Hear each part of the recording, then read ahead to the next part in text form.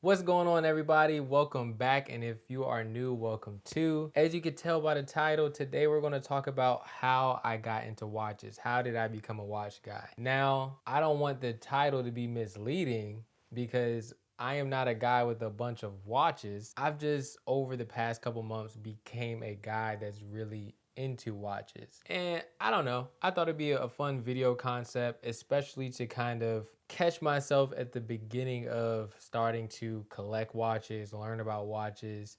Because at this very moment, I don't know the most, not at all. But today, what I wanted to go over was the spark, what triggered me to even get into watches. And then we're going to touch on a little bit about my current collection, if you could even call it that, but the watches that I own. Then we're going to get into my current taste because it's kind of changed up from when I keep throwing everything in air quotes because this is literally all over the last couple months. But my taste has kind of evolved as I started to learn about more watches, more watch brands, companies, and everything like that. So we're going to touch on that. And then finally, we're going to kind of talk about the future. Where am I heading with this and what am I trying to do? So, the spark. What triggered all of this? Like it has for many people, TikTok is really just like this window into all these different worlds and communities. I was just scrolling one day, as many people do, and I came across this page called Vucom. Now, what really got me with Vucom, it was less about the watches and it was more about the trading, the buying and selling of the watches. Because I'm into shoes, clothes, and other things like that. So I'm familiar with that buy, sell, trade market. But with the watches, it was so different. Like I was so tuned in every single day. They were so consistent at dropping videos. Like they would walk around 47th Street in New York, and that's like the Diamond District. I've never seen anything like that. Like where I live, we don't have that. So to see people buy a watch for like $10,000, walk to the end of the block and sell that same watch for $15,000 like in the span of 3 minutes was so crazy. So I got really into just watching the flipping of it. And then from there, I started to pay attention to which watches were the ones that were selling. I started to pay attention to the models of the watches, like the ones that they're selling. Like, what's the name of this one? Oh, okay, that's a Daytona.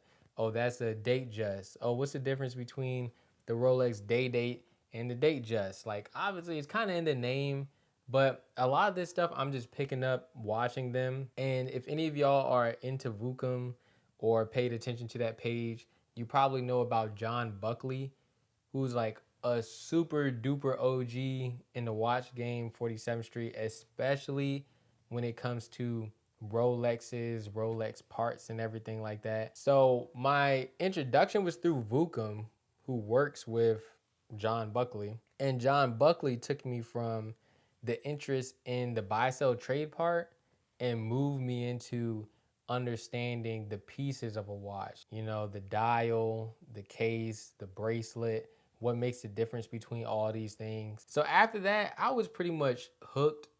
It didn't matter what they dropped. I was in there, I was watching it.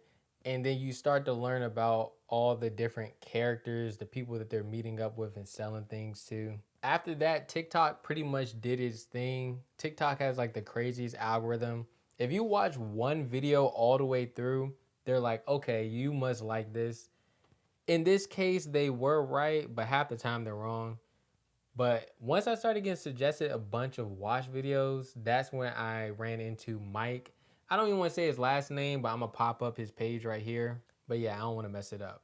But Mike is what helped develop my taste and like what I was into, because a lot of the watches that Vucom and Buckley dealt with were newer Rolexes that came out 2018 and on and everything like that. But Mike's content was a little bit different. He more so specializes in vintage watches, and his watches are super unique. Funky shapes, funky bracelets, and all of that. Then literally the same process that happened with Vucom is what happened with Mike. Like I'm learning the characters, I'm seeing who's into different watches. I see who he frequents, people like Chin, which is a watch seller in New York. So at this point, between TikTok and Instagram, my content has just switched to all watches. Like Anytime I jump on the Explore, FYP is watch, watch, watch, watch, watch. So once my Instagram started to switch, that's when I found Vintage Watch Fam, which is pretty much like Mike, but that's funny, like Mike. Pretty much like Mike, but they had a lot of beauty shots of the watches. It was just fun to look at. And that's where I really started to lock in. I started to learn reference numbers and all of this because I'm like, when I get a chance to get these watches, I want to know exactly which watches I'm about to get. Before we get into my current taste, I do want to show y'all watches that I've gotten since I've gotten into watches and watches that I've already had before, which is really not too many. But we're going to start from the ones I had before and then move our way to what I've bought since being into watches. Number one, we have this Apple Watch. I could not even tell you. Oh, actually, it says it right here. This is a Series 3 Apple Watch. I was wearing this in 2021 when I lived in New York, mainly because just having an Apple Watch was so useful. Like if you're following directions somewhere, I could look at my directions here. If I want to change my music, change it right here. Just all these little features and things I can do without having to pull out my phone, especially in New York, the hustle, the bustle, hopping on and off trains. This just made life easier, but I wasn't wearing it because I was super into watches. It was very functional to me. Next up are these two custom G-Shock watches. These are not official. They are made of G-Shock parts, but honestly, I don't really know too much about it. You guys know I am into manufacturing, and one of my fun hobby things to do on the side is just finding out what can I manufacture. So one day in my search for manufacturers, looking around on the internet, I stumbled upon these people that make G-Shocks. And I said, whoa, whoa, whoa. I'm from the era of, Kid Cudi on the Complex magazines, you know, 2010s, 2009, 2011. G-Shocks were popping. If you had one of these in middle school, high school, this was the Rolex. So as I got older and I stumbled on this manufacturer, I said, I want to make my own G-Shock because I used to love the collabs that they had.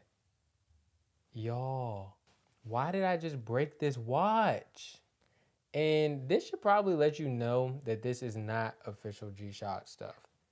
Because why would this band break? No. Dang. I can't believe I caught that on camera. Then this is actually the newer of the two. I went all orange. This is kind of based on the watch that Kid Cudi made with Ben Baller. So it's all orange, pink face, got this see-through blue, I forget what this is called, a keeper, something like that. And then I have a special print on the face, and then yellow and turquoise G-Shock button right there. Let me handle this one gently because I can't believe that other one broke. All right, so that's going to bring us up to the era when I got into watches I don't even want to say over the past couple months. It might have been a whole year at this point because it was a while ago when I got this watch. But what you're looking at right here, online, they call this a Mumbai special. I got, right? So when I first got into watches, the first thing that you hear from a lot of people is that the most accessible, high quality watch that people wear are Seikos. They have really good movements. A lot of people that own Rolexes and nicer watches might use the Seiko as their daily driver, but this is not a Seiko. This is a Faco. Looking back on it, I should have known. Like, for anybody on there, this is probably the only wisdom I can give you because I only just got into watches. But anybody out there, if you start looking for Seikos on eBay and all the pictures look the same, just don't do it. I'm gonna try and shake it because it makes a lot of noise. I'm gonna shake it near the mic and see if y'all pick it up. Hold up. Like, stuff is just in there floating around.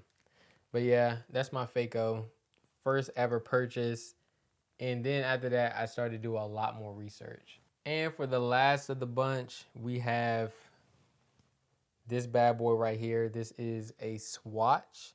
I bought this very recently. I bought this in September 2024. I just love this watch because as we get into my taste of watches that I want, one of my favorite things is a low profile watch. Like when you look at that, it's so flat and up against your wrist. It's so cool to me. And this specific one, as you'll see in the B-roll, is a clear case with a like a light gold champagne dial in the middle, and it only has like the main four time markers, 12, 3, 6, 9. Lord, I almost didn't know that for a second. This watch is cool. I wear this watch pretty much every single day, even if you can't see my wrist, because I don't know. It's like once I got into watches and I got even a little bit of a watch, I just need this on my wrist. It really does it for me. It sets off everything. Usually I have a bracelet on this one and then this over here. Oh, also, real quick note, I don't wear watches the correct traditional way. I'm right-handed. I do not wear them on my left. Personal preference. I just like how it looks on my right hand. I like how it feels. That's just how I do. Now, what kind of watches am I into? I spoke earlier about Mike and Vintage Watch Fam, the way they developed my eye and taste for vintage watches. I already said that I love low profile. I love colored leather bands. Now, let me preface this. It's either one or the other. Either I like the case and the dial to be very simple, silver, white gold, or gold, white face, black face. It could be simple up there, and then the bracelet can be like a colored crocodile leather or a stingray. It could be a special looking suede, or the case, the head of the watch, the dial, that can look crazy. And then I like for the bracelet to be more calm, black, silver, white gold, whatever the case may be. I definitely like funky shapes too. That's my vibe. I just like weird looking, unique, cool things. I like some skeleton items. I am in the Audemars, but not like the new Royal Oaks. And just to expand what my taste looks like, we're gonna go over a couple watches that I really want to purchase going forward in this journey. Now, I'm going to go in the order of accessibility, and we're gonna place the big boy all the way at the end. Starting number one, Seiko Dulce. I don't even really know what that is, if it's a diffusion line, whatever the case is. I haven't done much research. But the Seiko Dulce watches, that line, it looks very similar to some of the watches I'm going to name going forward. They're very low profile. They have integrated bracelets a lot of the time. That's when the bracelet texture or links come up all the way into that casing around the watch. Love it, love it. So that's probably gonna be my first purchase soon. A lot of those watches can range anywhere between like 80 to 150, and you just hope the battery works. You might have to go get it checked out, whatever the case may be.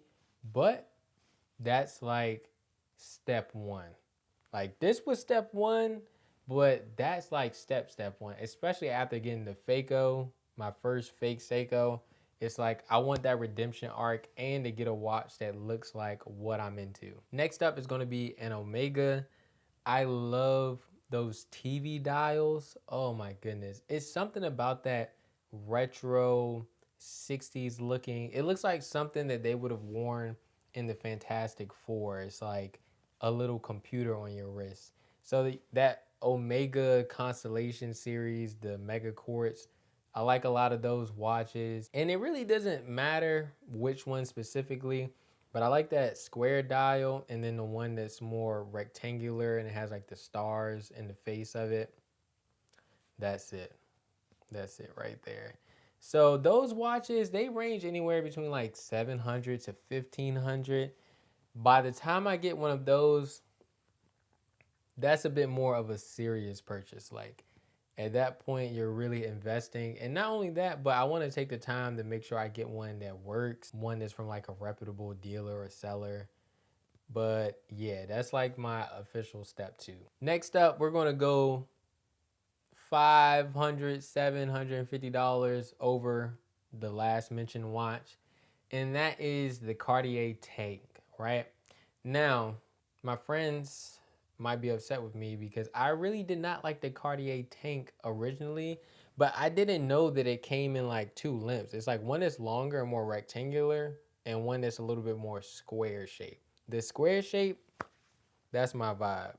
Even the long rectangle one, depending on the color, is still my vibe. But I just recently saw one with like a blue leather band and the crown, not the crown, the face, the housing, whatever, the case was like silver. And then on the crown piece was like blue. I don't know. It just all came together. It was probably like $2,300 or $2,200. Once again, we're in that range where it's a little too expensive to just jump out there and buy it. But that's the kind of watch that I would get for myself, celebrating a special moment in life, a really big drop day with my clothing brand, um, graduating, even though I'm not in school. But I don't know, just like a cool life moment, buying it for a wedding. But the Cartier Tank, it seems like it's like one big old credit card purchase away, and I could just imagine it. Such a nice watch, such a nice watch. Next, we have a tie.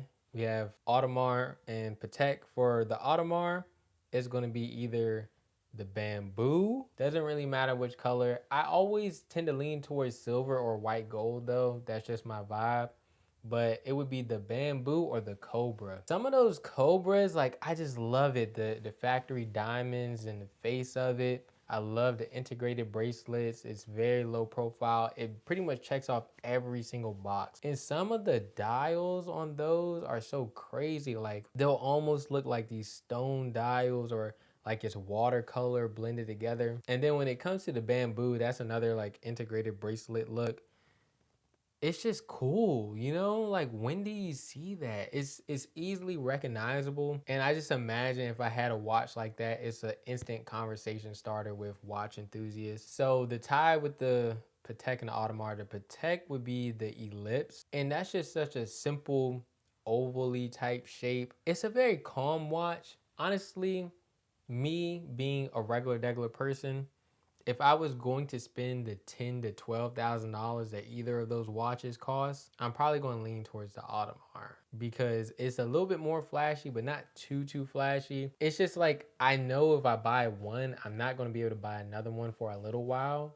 So there's no need to, go too low key, because yes, I want to be able to wear it every day, but like, I also want you to kind of I want you to be able to look at the watch even if you're not into watches and say, whoa, that's cool. But I also think it's cool regardless and don't really care about the opinions, but you know what I'm saying. Now, for the big boy, I didn't really know that this was going to be like the top pick. I actually found this watch recently, like maybe like 2 weeks ago. Don't know how to pronounce it, don't know nothing. I want to say the ref number is like 18239. And I'm just saying that off the top of my dome. Could be completely wrong. But the Rolex Datejust, no, not the Datejust, the Rolex Day-Date Grossular, something like that. But pretty much it's a white gold Day-Date with a red face dial. Now, it's not just red face, it looks like stone. Mind you, I'm born in January. I don't really put too much thought into like horoscopes, Capricorn, birthdays, all that stuff. But my birthstone, which I don't own my birthstone in anything, but my birthstone is garnet. And this watch has garnet in it. I don't know if it's like legitimate garnet or if it's just meant to match the color, but that watch, one day it has to make it to my wrist. Now, pricing. I want to say that the watch is somewhere between high 20,000s and low 40,000s. The market is kind of up down, it depends on the condition, it depends on the seller, it depends on the buyer. It's a whole bunch of stuff. Honestly, I just learned about this watch, so I need to do more research into it. But based on the price, we're not buying that watch anytime soon. Anytime soon. But I want to know exactly what I'm getting. And this is where we start to touch on the future of my watch journey. I want to start learning more in depth what makes up these watches. what impacts the history or what makes up the history of these watch houses, these companies. Because at the point when you're investing 20,000 plus into these watches, you got to know some stuff.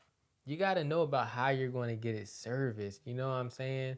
You got to know what makes these things valuable. I want to start learning about what makes the difference in the watch movements, like Swiss movements, Japanese movements. I have already done a little bit of research into why people like automatic a little bit more than manual wind and vice versa. But yeah, it's just I'm in the rabbit hole. I'm completely in the rabbit hole. Now is the time for the studying. It's time to chat with people that's in this community. I haven't really done too much of that. And then finally, and the most biggest thing to me is I need to see these watches in person. I'm taking a trip to New York soon. I don't know when. Going to 47th Street or something. I'm making appointments with these watch dealers that I like. And yeah, it might not go the best for me because I really just want to go and look. So maybe I won't make an official appointment. But I gotta see these watches in person. Like seeing them online, the photos are so beautiful. But I gotta see, I gotta touch and feel the details of these watches, the bracelets, the whole casings. Unfortunately, from what I understand, I haven't really seen any of those unique vintage watch dealers based in Maryland. You might can find some stuff, but it won't be what I'm talking about from my understanding once again. But I'm gonna do some more research. I'm gonna look and see if they're out here. But absolutely, next time I go to New York, I'm gonna spend a whole day walking around there, looking at all these watches. I'm gonna take my eyeballs like this and put them right up against the glass because I gotta know. I gotta feel it. I gotta be there for the vibes. But anyway, that's where we're at so far. I can't wait to do an update video whenever I get my next watch or whenever I want to talk about some news or something. We will still be touching on clothing, my personal brand, and all kinds of other stuff. But this has been a hobby of mine's past couple months or a year. And I just wanted to bring it on here, especially for people that might be new into watches and it's kind of intimidating. Now you can see somebody that's completely brand new. I got this discounted swatch literally at an outlet, and I love this watch. Got it for $30. So it's just that build up of that momentum, and I'm so excited to share the journey with you all. But besides that, I appreciate everybody that watched this video all the way to the end. Please, if you're not subscribed, go ahead and subscribe. Follow me on Instagram if you want to stay in tune with what I'm doing in between your videos, or if you want to follow the brand to see what I got going on. I greatly appreciate it. Besides that, please have a great, wonderful day, and y'all stay blessed.